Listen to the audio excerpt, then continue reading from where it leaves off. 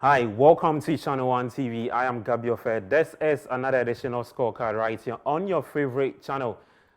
Remember that it's always an interactive show, so you can send in your thoughts and join in on the conversation. What's on the table today?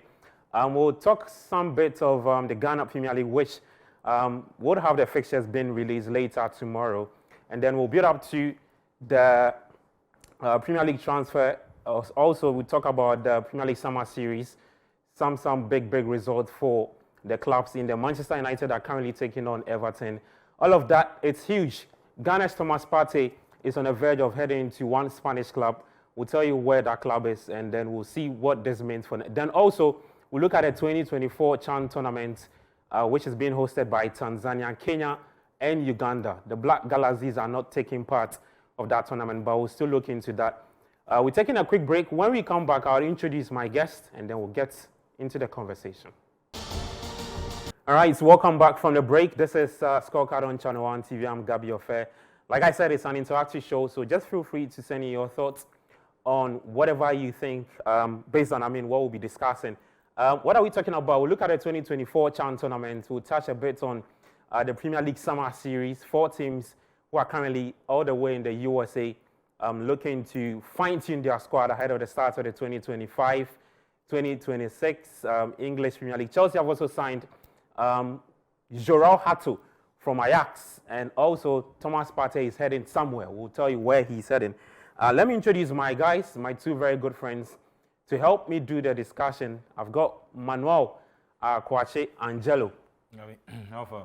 Oh, Ade. I'm good. Everything cool? I'm good. I'm good. Should I let the listeners know what we're discussing? No, I think we're good. I think we are good. Yeah. Are you sure? Yes, please. Okay. Hey, Kwache. Long weekend. Guys, let me introduce my second guest for today. I've got Kobna Marfo. He's a big Chelsea fan, and he's super excited that his club have signed João Hato from Ajax. Like I said, it's an interactive show, so you can send in your thoughts on what we'll be discussing today. Let's start off the conversation with the 2024 CHAN tournament. The first time we are seeing 3 countries hosting it. That's Kenya, Tanzania, and Uganda. And this time around, CAF says they are going to increase, or they've increased the prize money. So it's a huge boost for the countries who are participating. And also, there's a slight change to this year's tournaments, which is, the CHAN tournament is normally based for, or is normally carved around players who are playing in their respective league. That's in their countries. But this time, CAF says you can still play even when you're playing outside of your country, but has to be in Africa.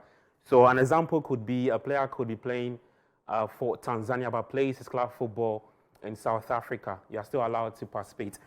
Let's start off with, okay, let me take quick thoughts from the guys, and then we'll bring you that game between Tanzania, the opening game, Tanzania beating Burkina Faso by 2-0. There is no Ghana in that tournament, so just in case you are wondering why I've not mentioned Ghana's team, our team is known as the Black Galaxies. We lost to Nigeria in the final qualifying round under head coach Masud Didi Dramani. After that, he came to tell us all sorts of things. He says that we're using the tournament was the qualifiers was more of like an exposure sort of for the players, but we didn't qualify. Let me start off with you, Kwabena.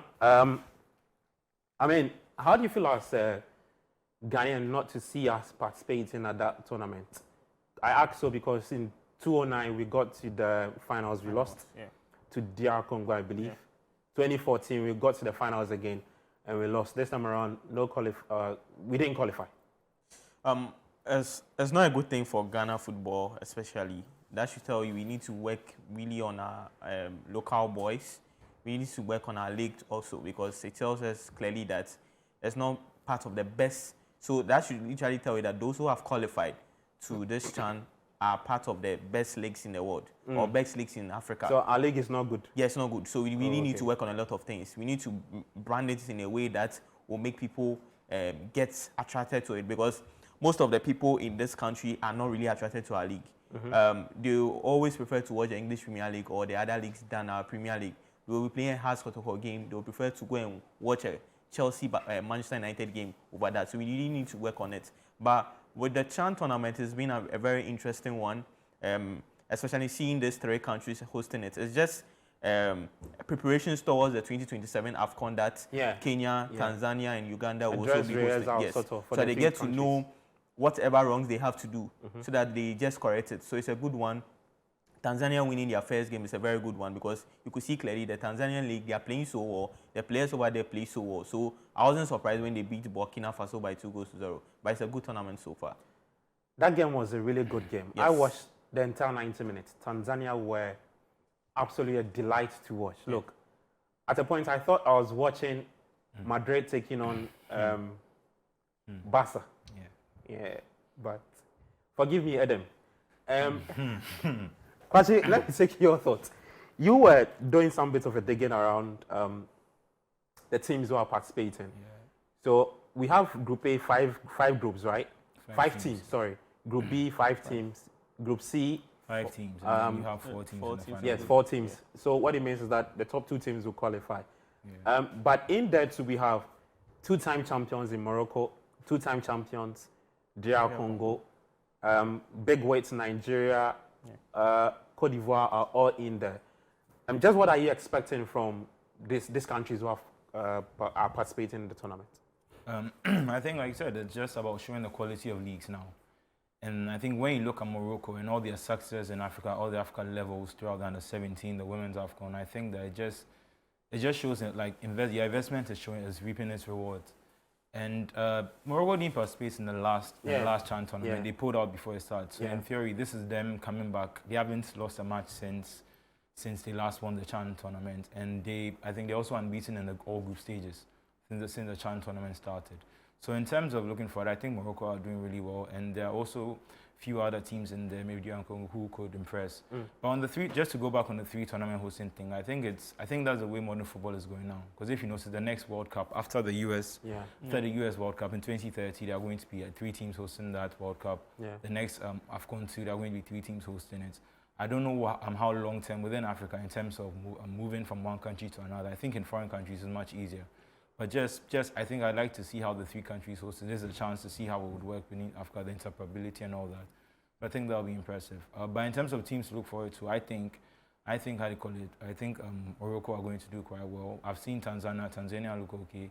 And Kenya won their first game under Ben McCarthy. Yeah. And I think with some of these tournaments, I think it's easy to overlook the importance of the home factor because they'll have a lot of support. And so what it means is that all the host nations have won their games. Tanzania beats Burkina 2-0. Kenya beat who? DR Congo, right? DR Congo 1-0. 1-0. Yeah. Later tomorrow, Uganda will take on Algeria. Yeah. That's the last host nation to play. And that's like, it's in these type of tournaments, it's very important. It's very disappointing because the reason why I'm upset that Ghana isn't there, because I think there's a problem with talent retention. Obviously, even the best players in Ghana, once they become the best players, they might want to move to other countries. I think we have a problem now where even the best talent, they don't start their development from within Ghana. We either hear of them like someone like Semenyo or other players when they start going up and like, oh, are they like they want? I think that's one of the things that needs to change. Even if we can't keep the best talent in Ghana, we should be able to at least develop some of them when they are young and not always have to wait for Right to Dream or other places like that. But in terms of the tournament, I think that most of like I said, the host nations have started really well. They have their support. And so them and Morocco are the teams I'm looking forward to seeing most in the competition. Morocco to winning for you? Morocco, they win it. It's their 3rd title. Yeah, and like 2018 they did a host and win. Yeah. And then 2024? No, 2022 they won it. They didn't play in the last edition. Yeah. So they can win. I think they look really good. Come now, who wins it for you? It's early days, yes. Yeah, it's early days. It's very difficult. But I want a West African country to win. West African. It's also key to point out that if you look at the CAF Champions League, the previous winners were Pyramid, but before that it's Al Ahly, so Wydad Casablanca. That maybe gives you a sense. That also gives you a sense of how strong what will happen in the tournament. Morocco are one of the last 3 countries to win, and Morocco have Wydad Casablanca. So I also think that also shows that they can compete at this level. So yeah, they are still my favorites. All right, let's put some context to the conversation. Let's start off by looking at the host nation. That's Tanzania beating Burkina Faso by 2-0. Enjoy. You see, if I'm the head coach of Burkina Faso, I'm looking at our goalkeeper in the post. I'm like, bro, Okohin, like, where are you going to? Just stay in your post. Who has called you to come out? Like, I don't understand. Kwachi, just quick thoughts on that game. From it looked like Tanzania created a lot of opportunities throughout the game. Like I said, their intensity looked really good. And at least for the start of the tournament, I get that they're the home nation, but I like that was one of the things that worried me slightly with the women's AFCON. I felt that not enough people went to show support when it wasn't the home team that was playing. So the way the stadiums are looking, it looks good. And I hope they can continue this form into the next year. All right. Let's talk about one other country that has won the title 2 times. That's Morocco. They beat Angola by 2-0. That's a statement win in their quest to win a third CHAN title. All right, so Morocco, with their first 3 points in the group, beating Angola by 2-0 in that game. Kabna, are you surprised by the scoreline? Oh, I wasn't surprised. The Moroccans, as Angelo said, like they've been playing so well, and they are doing their best to like win their third title. So I'm not surprised about it. I'm sure they'll do their best to win more games, so that at least they can progress to the finals of the competition. Let's quick thoughts on the increase in the prize money for this year's competition. The winner gets 3.5 million USD. We saw a similar thing done by the president, that's CAF president Patrice Motsepe, with the WAFCON, an increase in the prize money. It looks like he's increasing every prize money for the tournament. That's a very good sign, though. Yeah, what does this mean for African football? It's a good sign, but it's a good sign. I think these kind of initiatives are the things we need to do. Invest in, show investment in our sport. My problem now is it goes to the same sports associations, and it's now up to them to decide whether they want to invest. Is the GFA going to invest this directly into the Black Galaxies, or will it go through a few other places before it's able to, or will they even be able to tell the difference in the fact that they've won more money? So while the initiative is good, like I said, it's up to the countries individually to invest this money. Like I said, for the women's AFCON too, it should go straight to women's football and to invest the money directly into where it came from or how the funds were generated, so that the whole football ecosystem can grow as a whole within the country. Because like I said, when you look at countries like Morocco, it's evidence that if you just invest in the right places, it will show results. And I think for them, it's showing all over the place. And I hope that now that there's increase in prize money for certain tournaments, we should try and qualify for these tournaments. And when we get to these tournaments, we try and do well. And once the money comes in, reinvest that money so that next time we go to another tournament, we go with a better chance of winning it. Come now, you're looking at what Motsepe has done. And I mean, as a neutral, what sense do you get on the part of Motsepe? What do you think he's trying to do with these increments of prize money when it comes to the tournament? It's a good step that he's doing. When Motsepe became the CAF president, you could see clearly he has brought a lot of changes. He has done a lot of positive things, trying to, as you said, increase the prize money of. He started with the AFCON, then to the women's AFCON, futsal, the same thing, and now we are seeing the same thing for the CHAN. So that should tell you he wants to make sure at least the players will be comfortable. The countries, whenever they come to play the AFCON or any other tournament or any other African tournament, they are very comfortable in what they have to play. Because, for example, previously, when he even called players to come and play the CAF or the AFCON, they are not even interested to play. Yeah. But at least now, he does it in a way that will benefit all of them. Even in the CAF inter-club competitions, he has made sure he has increased it, that even teams that even qualify get some amount of money to start up. So it's a very good thing that he's doing for African football. I just hope he will continue to do it more for we to see better things from him. I like Obnan's last line. He said better things. And that brings me to the Ghana Premier League, because better things are there. You know what I mean? 18 million Ghana cedis, 1 million disbursed. I mean, everybody gets 1 million. All the 18 Premier League clubs get some cool cash before they even kickstart the league. The league starts on September 12th. The fixtures will be released later tomorrow, according to the Ghana Football Association. Recently, they signed a new partnership with Adisa Productions Limited. People are saying that it's the funding is coming from government. Of course, if you look at the NDC manifesto on sports, it was one of the things they highlighted to improve the salary structure when it comes to the GPO. So people are saying that the current administration have ticked one box in that NDC manifesto we saw. And but we'll get into that. I'm sure everybody will be looking forward to what the fixtures will be like ahead of the new season, which will be starting.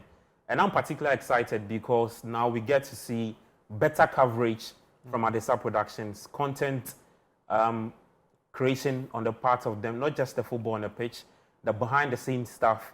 Yeah. But the question is, would it be at every venue? I'm not the one to answer it. Guys, what are we expecting from tomorrow's fixtures that will be released from the GFA? What are you looking out for, Kwache? No, Let's not forget we have 3 new entrants. Yes. Oho United, one of the teams that will be competing. So you want to put that in there. I know, I'm just really excited to see next season. I think once you start seeing the fixtures, once you start seeing where each team will be playing, it gets more real. Because with the money that's now been put into the league, I'd like to, because Ghana football has never been bad, at least in terms of the quality of football. Maybe the way we promoted it, maybe sometimes how some of the teams have been run. And also but now that the money has come in, I just want to, it's not a fresh start, but it's a new chance. We can, because there are people who are now, the way these things work is you have children or you have people of a certain age who are now growing up and they are now finding the things they like in life or what they can, and if we are able to do something well with our football, we can have children who grow up and just want to go to a Kotoko game and who wear the jerseys all around. We don't have to always be bent on trying to see what the Europeans are doing or trying to replicate. I think our league is good enough if we're able to invest in it. And I will give every chance that they have. And if this new investment is able to give the teams a chance to start competing, especially in Africa, where we only have, 3 CAF Champions League titles. Yeah, but we have so many teams with so much history who haven't, and I think, like I said, I'm just excited to see what happens. But then it goes back to the same points with the prize money from CAF. Yeah. You are given, I'd like to say it's not taxpayer money. Let's say Adesa brought 80 million of their own money. You are given 1 million per team and it goes, while it's going directly to the whole team, it's going directly to the owners of the team because they will decide how the money is going to be spent. If I'm an owner and I want to keep 1 million Ghana cedis, I'll just come in and rely on my youth team instead of now going to spend the money. If there's also other owners who now go and spend 1 million on transfers on players who don't actually help them, within a year they are in debt. Like it doesn't. The whole thing is we need to grow the league as a whole. So now that do we even do profit and sustainability rules in Ghana here? No, I don't think so. I don't think so. How many players have had signed put together just in this window? Hatofo and Kotoko. And they've been involved in this whole fine with transfers. They've signed players and they've had some bit of issues in recent times. They had an issue where I think they were going to be given a transfer ban if they didn't finish a payment because they said they had missed the payments. I haven't heard anything about it since that time. They are still signing players, so I'd like to assume they haven't been banned. Yeah. They are not. But that's what I'm saying. Like we need more changes. It's not just the money that needs to come in. We need more wholesale changes. And I'm hoping that this is the start of, like we were saying, of better things to come. Come now, you are very close to some of the GPL clubs here in Ghana. What do you think the 1 million they get will do for them, i.e., in terms of branding? Because I have issues with a lot of these clubs in Ghana here that I think they don't really brand themselves well. Yeah, I'm sure it's a big boost for them, especially to help their team, and if they have to try to give the players good bonuses and things to help them, let them stay in the club to help them. But as you said about branding, most of the teams don't do better branding. Even one of our biggest clubs in Ghana, you don't do good branding. Who is that? Hasselhoff don't do any better branding. They really need to work on a lot of things. Us don't do better branding. No, they don't do better branding. You can go on social media. You don't like their graphics. Oh, you can go on social media and their graphics. I think it's slightly unfair. The Heart of Oak thing. No, I get it. Based on their pedigree, you would expect more from them. Maybe but have you seen that Heart of Oak unveiling of their head coach? Did you see? So I'm sure they'll have to learn on it.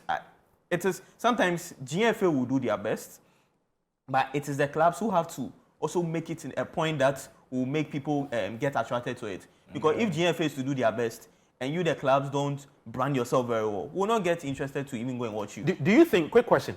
Do you think that GFA should set some KPIs for these clubs? I feel like you need to take these KPIs. If you don't, then subsequent season you don't get the 1 million, or I take back the 1 million, or maybe I reduce it to a certain amount. I feel like that would be best because GFA needs to set a standard that this and this is what you have to do to brand the league very well. Because I can brand the league, but if a game is going to be played and you see a jersey of a team, so badly used and the way it is. Because I know a certain team in Ghana here, yeah, that this 1 million go do all sorts of things.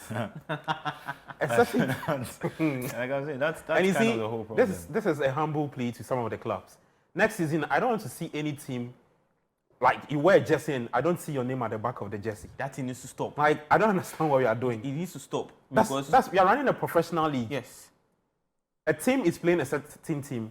The home team has its name at the back of the jersey, but the away team is just a number. How do I tell my kids that that's Kobna Mafo's son playing for Kumasi Asante Kotoko when the name is not there? He wears number 8. I don't get it. And even with the production bit of what you said, I just also feel like they have to get some few stadiums that they have to make it compulsory that they have to play their leagues over there. There are some venues in this country they don't deserve to play. I they think don't deserve to. That statement from the GFA highlighted it that some selected venues. So I'm not sure it would go to all the venues, but that's for me. I even feel like let's take it. I don't want to mention a venue that someone who have to come and beat me. Let's just see but let's take it. There's some venues in this country. It's not fit to play Ghana Premier League. No, okay. It's not fit to play Ghana Premier League games. So you can move those teams to another venue that you know that when production is done very well, you're able to get good quality pictures, good videos for you to put for the outside world. You're not doing it for just Ghana, but you're doing it for the outside world to see how good our league is, so that at least if someone comes to our league to scout a very good player, we'll be able to get it, or maybe even getting the videos of them, we'll be able to get. But if you don't have good pictures and you have to even do a video of a player, it's very difficult for you to sell that player. So we need to make sure we brand our league so well for people to get attracted to it. okay. Yeah, so just two Quick things. one, On the stadium thing, I think that's a really good idea. And with Mohammed's new initiative about the new stadiums for all the regions and how they could upgrade existing stadiums, maybe when that is ready, maybe these 16 stadiums are the stadiums used for the production of the Premier League. This is where they play, and we set everything up so that we can make them succeed. Okay. Well, we've got some reactions. Let me try and read some of the messages, and then we'll go for a quick break. When we come back, we'll talk some transfers. This one says, "Good evening, sir. Please watching from a man from says great show always. John and Jordan, the twins. Okay. Wow, twins are watching us. Hey, Charlie." This one too says, "It's disappointing that we are not participating in the CHAN tournament, highlighting the weaknesses of our league since the first edition of the competition. Observing the pitches being used today, I felt disheartened for my country, given their quality, which underscores our inability to host CAF competitions of this caliber, revealing Ghana's lack of good pitches." Okay, that boy Koba from Eden Heights. This one too says, "I was not following the CHAN tournament, but per the highlights in your discussions, I am enthused now. It's looking really interesting." Okay. It's not surprising that PSG of all teams have been very mused this transfer window. They are mostly active in the market. Did that loss to Chelsea affect them that much? Apart from Aoshi. Yeah, I think that's a very good point. PSG have not really signed players, right? I mean, they're working on the Bournemouth, Zenda, Zabani, okay. Other players. Let's take a quick break. When we come back, we'll delve into some transfers. I mean, featuring, of course, is Ghana's Thomas Partey. This is Scorecard on Channel 1 TV. I'm Gabi Ofe, doing this with Kobna Mafo and Mano Kwachi. We'll be back after this. All right, thank you so much for staying with us. This is Scorecard on Channel 1 TV. I'm Gabi Ofe. You can send me your thoughts through the WhatsApp numbers on your screens. I've got Kobna Mafo and Mano Kwachi helping me with the discussions. Let's talk about Thomas Partey. He was a free agent. I mean, after his contract expired with Arsenal, but the news broke earlier today, that he's heading to Villarreal in Spain. Good move or bad for him? Especially after what happened. We don't want to delve into that too much. So. No, I mean, it's a Champions League playing team. It's a team, like, he's going back to familiar ground, coming from Spain before he went to Arsenal. And at the age of his career, I think it's a good move. I think it's a solid move. And like you said, in the context of everything that's happening right now with him, for him to like at least have a 2-year contract, know that he's playing and he can work, he can play his football while everything is going on. I think, for me it's a good move. You don't commit? I don't commit. Everyone should, but I don't commit. Okay, come now. Yeah, it's a good move for Thomas Partey, especially he not get. Unfortunately, he wasn't able to extend his contract with Arsenal. Wasn't able to extend his contract, and he going to Spain. He has already played there before at Atletico Madrid, so he's very familiar with that place. And also Villarreal also qualifying for next season's Champions League is also a boost for him, and also a very big boost too for the Black Stars, especially because when Partey gets a lot of playing time, and most of our players play in the big leagues, it mostly helps us a lot when they come into the Black Stars. So it's a very big move for Thomas Partey.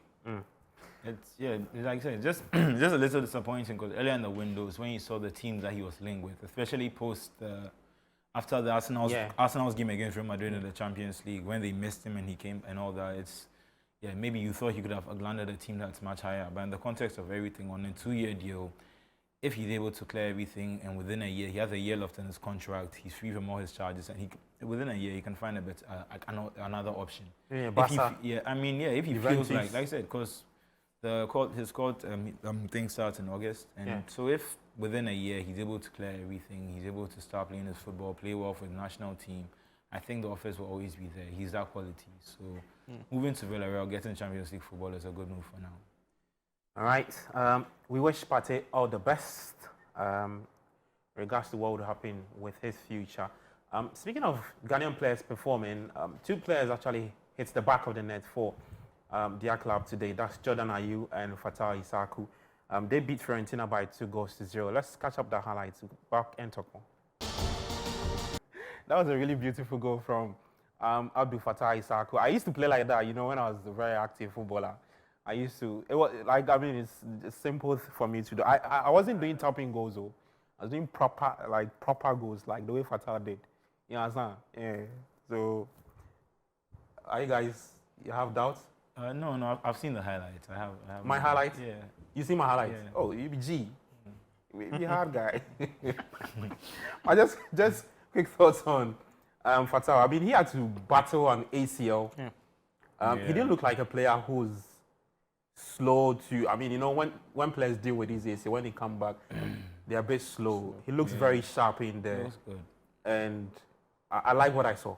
Really good, because when he first season at Leicester, when he was on loan from Sporting, he had a really incredible season. It's a bit disappointing that when he came to the Premier League, he wasn't able to replicate that. And like you said, with the injury, that's unfortunate. But now that he's back, he looked fit, he looked sharp again. For Jordan, I think he scored again in pre-season the game before this. So I think 2 games before this. But he's also looking. We weren't sure if he'd want to go down to the Championship with Leicester. But he looks fit. He looks like he's also not enjoying his football, but he looks like he's embracing the leadership role. I think some players, the older they get, some players struggle with that thing, realizing that they are not as fast as they used to be and having to now adjust to being more of a parental figure to other players. But I think Jordan you can hear it in the way he speaks and the expectations he has for the Leicester squad.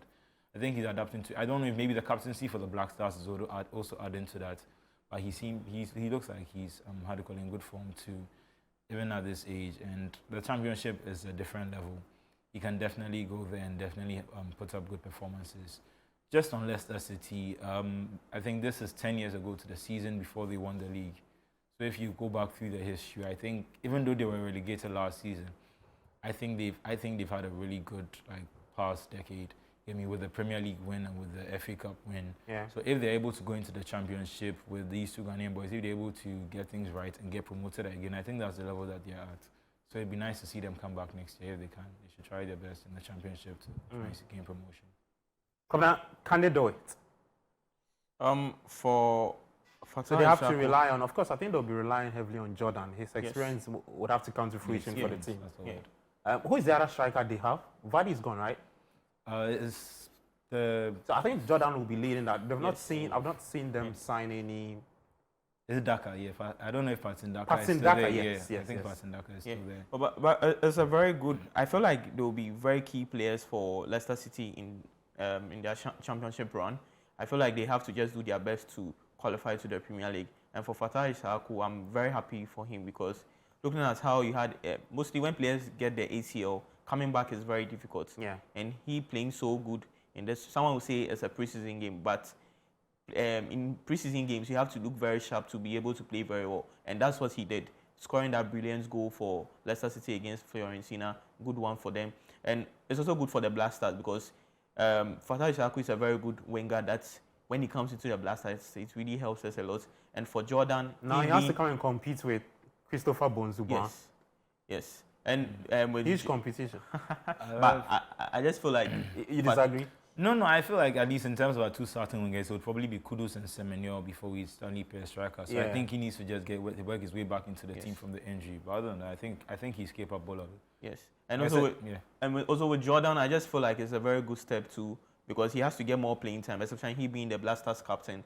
It will not be nice that our Blasters captain always sits on the bench or something. So it's good. He will get a lot of playing time. So when it comes to the Blasters, he is able to replicate that good form he is in Leicester to the Blasters. I think that's a really good point because he could have easily try to maintain his relevance, stay in Europe's top 5 leagues and go to one of the Premier League teams that have come up. But then, like you said, he's not guaranteed football. And at this age, we don't want to part into sets where we have players who are only come and play for the national team, but they're not able to play. So at his age, the Championship is a good level. He gets consistent playing time, and it should help him when he comes back to the national team. All right, let's talk about one other Ghanaian player, but he plays for Spurs. His side were held to 1-0 draw by Newcastle United. Let's check out the highlights. All right, so it was Heung-min Son's final game for Spurs, and you should see him. He was very, very emotional. I mean, 10 years at Spurs, he's guided Spurs to that Europa League triumph under Ange Postecoglou, but he's not going to start a season with them and the new manager Thomas Frank. He's heading to the USA, and I don't know how I feel. I feel very, very emotional about that. We're taking a quick break here. When we come back, we'll talk more. All right, welcome back to the show. This is Scorecard on Channel 1 TV. I'm Gabi Ofi. I've got Manuel Kwachi in studio with me, and also Komna Marford. You can also join the conversation by sending your thoughts. I've got a message here from Bruno. It says, hello, good evening. I think the GFA shouldn't just give the 1 million Ghana cedis out to the teams, but should put certain conditions to it, and that will help market our league. I think that's what we were discussing, right? Some KPIs to take. I was suggesting that it's possible, if it's possible, the money should just be kept to the GFA, and then the expenses are then sent to the GFA. If that makes sense. So they have so they have $1 million if you need your new jerseys, if you are going to buy. You want the teams to demonstrate in this country? No, just that GFA has to approve wherever the money is being used for. That's all. The money is there. The GFA just has to approve wherever the money is being used for, and it's just it's almost like a check before the money is spent, just to make sure that the money is actually spent. I don't know. And if after the season you still have your million is still there. If you want to add next season $1 million to it, that's fine. But the GFA just approves how the money is spent, or is able to monitor how the money is spent. Well, let's see. I mean, the GFA is actually yet to meet the press. They said they'll give us a breakdown of what. And never mind, though, there's also money based on where you finish on the table. Exactly. So we are waiting for that press conference, and then we can educate our viewers and the listeners more. Let's finish off the show with this. Nashville, Aston Villa highlights. When we come back, there's more. All right, so it ended Aston Villa 2, Nashville 2. I'm really actually surprised with how Villa just allowed Nashville into the game, but I mean, that's just a game of football. Guys, just quick thoughts on the Heung-min Son's departure from Spurs. Yeah, I mean, I'm glad. People are saying he leaves as Spurs' greatest ever player. He's not? No, he... how do you call it? Harry Kane. Harry Kane was quite good. What was the other guy? Kane was quite good.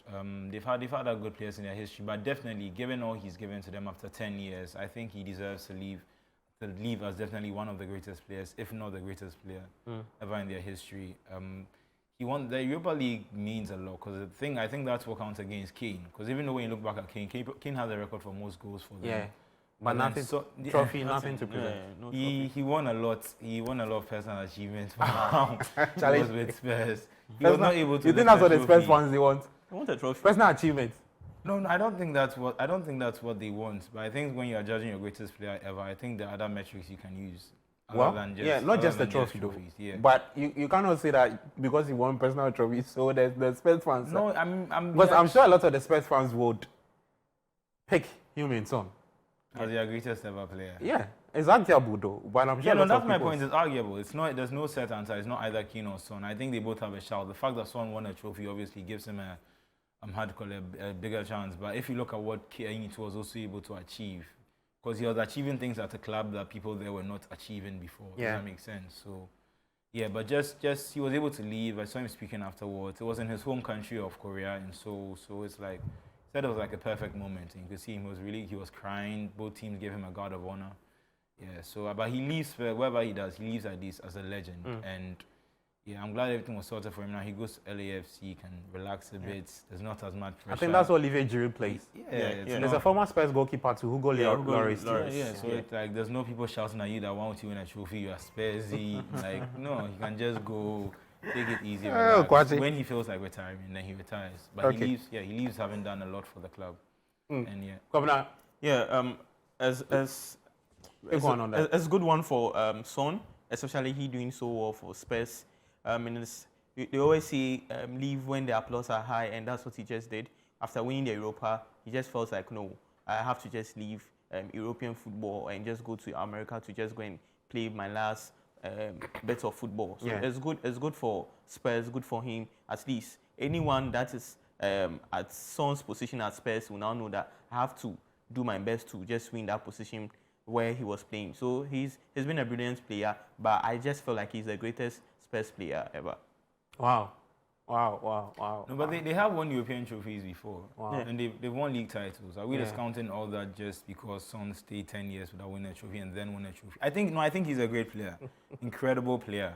Probably one of the best ever in their history. I think that's a little recency bias to just say he's the greatest ever player just because he won the Europa League. Well, that's a fair point. That's just the only point. That's actually a fair point. On Newcastle though, it's interesting seeing them playing with Gordon up top without a striker. Yeah. I don't know how long that will last, but I think the sooner they sort out whether they get a striker or they'll get Isak will end up playing for them. Don't worry. That would be good. Isak will end up leading. On Newcastle too, it's good to see Watkins scoring and ignoring all the rumors about him moving Aston Villa? Yeah, for Aston Villa. I think even though it's a preseason game, I understand why you can lose your focus if you change all the players. Maybe a different team is not able to hold on to the result, but like they look okay going into the new season.